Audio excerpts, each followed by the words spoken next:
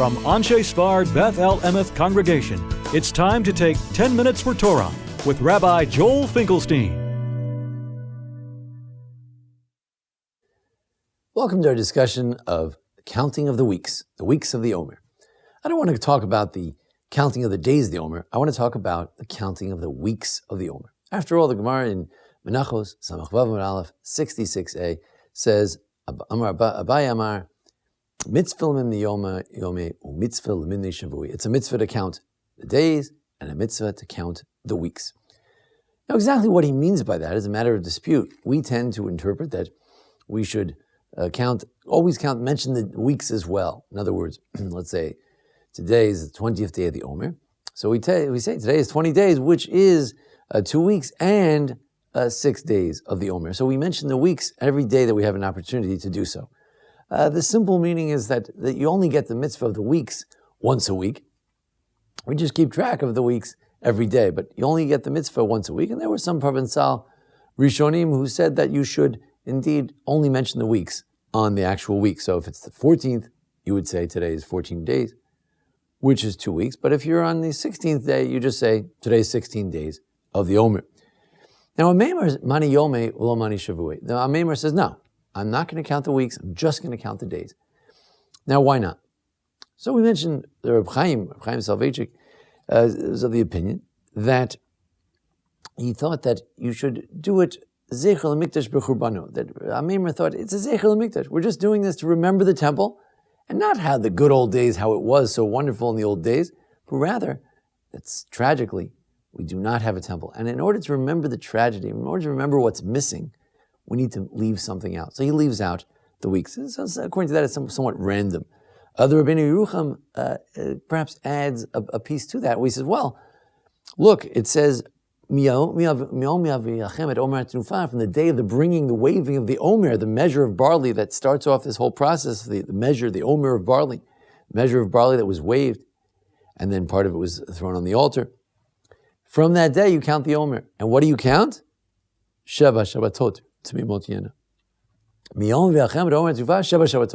That from the day of the waving of the Omer, the actual offering, 7 weeks. So the weeks are linked to the sacrifice, which no longer exists during the time of the destruction of the temple. However, it says, until the end of the 7th Shabbos, the 7th week, you should count 50 days. So that is unconnected to the sacrifice, and therefore applies today. And therefore, Omer counts the days, because it's unrelated to the temple, and he does not count the weeks, because it's connected to the Beis HaMikdash, which no longer exists today. So this idea that the days constitute a continuous mitzvah that even after the temple was destroyed relates to a medrash I once heard from Soloveitchik. Later Midrash, it mentions, I think Lekach Tov, says that when it says in the Torah, L'dorotechem, that you should have Shavuos in all your habitations for all generations, it means that Shavuos has to always exist. Now you would think that Shavuos doesn't exist. How can Shavuos exist if there are no... Counting the Omer is only rabbinic today. Most authorities say that counting the Omer is only rabbinic. So how can you have Shavuos? Shavuos is a product of, not the calendar, but of the counting of the Jews. But the counting is only rabbinic. How can the holiday of Shavuos be a Torah holiday? So the answer is, it has to exist. There's a special pasuk that it exists forever. So somehow the counting we do today, which is rabbinic, somehow that fulfills the Torah concept of counting, in as much as it fulfills and creates Shavuos. But according to the Rabbi Yerucham, we continue to count Shavuos because the Shavuos are unconnected, the weeks are unconnected to the temple. We continue to get the Torah mitzvah of counting the weeks, and Shiva Shavuos Tispar Lach, it says in Re'eh, you count the 7 weeks. That eventually leads to Shavuos, no matter what, unrelated to the sacrifice. The Sphard-Beth points this out as well, that the Parshas Re'eh doesn't seem linked to the bringing of the Omer sacrifice, and therefore it still exists even today. This notion of weeks, Rabbi Yerucham says, let's think about this counting of the weeks.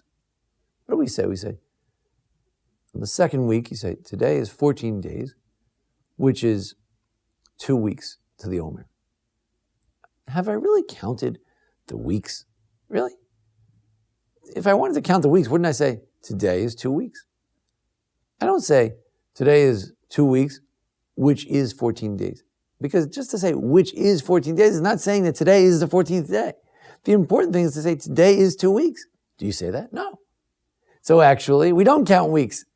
So we follow Amemar. You see, most people say that we follow Amemar to a degree. We agree with him that it's only rabbinic, but we don't agree that you don't count weeks. Says Rabbi Yerucham, no, we agree with him completely. We do not count weeks. What do you mean? It says right there. Then there's a sitter that says we count weeks. No, that's not accounting. When you say that today is 14, which is 2 weeks, that is not counting weeks. Weeks have to be counted explicitly. Today is 2 weeks in the Omer. We didn't do that. It means we don't count weeks. The weeks are no longer counted according to Rabbi Yerucham, according to Amemar. They're not counted at all. So that's a different view that the weeks somehow cannot be counted today. The Beis Halevi wondered that Rabbi Soloveitchik's great-grandfather, he wondered whether today, if a person, the Bahag says, well, if you missed 1 day, then you're finished, you can't count anymore.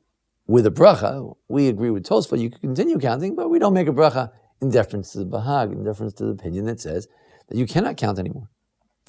But it says, the Beis Halevi, he says, wait a second. If you counted the days and then you missed a day, but then the next week comes up. So you're still good. Last week, let's say you counted 3 weeks, and this week you didn't mess up yet. You haven't reached the 4-week mark, and you still got it going. You get 1 week, 2 weeks, 3 weeks, and then now you're ready to count the 4th week. So no, it's not complete. What do you mean it's not complete? The weeks are complete. Of course, there's a question, says the Beis Halevi, wait a second, maybe the weeks and the days go together, but maybe not. Maybe they're sort of separate ideas.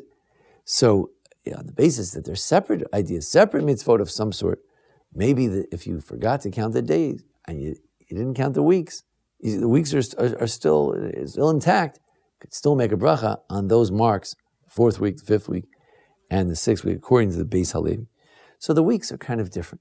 But finally, if we ask ourselves the question, what's the difference between this mitzvah of counting the days, the weeks? What difference does it make? Well, count 50. Answer is that the number 7 for 7 weeks and the number 50 for the 50 days, it's two totally different concepts. The 7 alludes, as the Zohar says, to like a woman or a man who's defiled, impure, and they have to count the 7 days till their period of impurity is over. Can't wait to get rid of this impurity. There's nothing fulfilling about it. It's just sort of getting rid of impurity.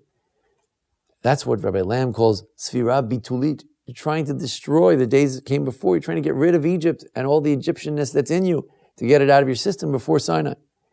That's the 7. The 7 weeks are a way of sort of eradicating negative elements within myself. But this 50 days, 50 alludes to, as Rabbi Yerucham himself mentions, 50 alludes to the Yovel, to the Jubilee. 50 is what you count until you get to the Jubilee year. And therefore, when you're counting just like you're looking forward to the Jubilee year when all will be equal, all will be free. So too, we're looking forward to the freedom to follow the Torah. Ultimate freedom is receiving the Torah, Mount Sinai. We're looking forward to that. So, you have the 7, which alludes like Shabbos, we look forward to. And we got the Torah on Shabbos. You have the 50, which alludes to the Yovel, which is the freedom, which we're looking forward to. You have the 7, which tries to get rid of all the bad things from the past. The 50, looking forward to emancipation of the future. Together, these two concepts, trying to deal with the negative side of ourselves and building up the positive, hopefully be ready for Shavuos in time for Chag Kasher V'Sameach, a beautiful holiday, to receive the Torah once again. Thanks for joining us here at the Anshei Sphard-Beth Emeth congregation to discuss Parshat Omer, Sphir Omer, the counting of the weeks. Join us each week for the discussion of the Parsha, the holidays, how-to videos, and more. And thanks to Jason Lefkowitz, our producer. Thank you. This has been 10 Minutes for Torah with Rabbi Joel Finkelstein. To learn more, visit asb.org.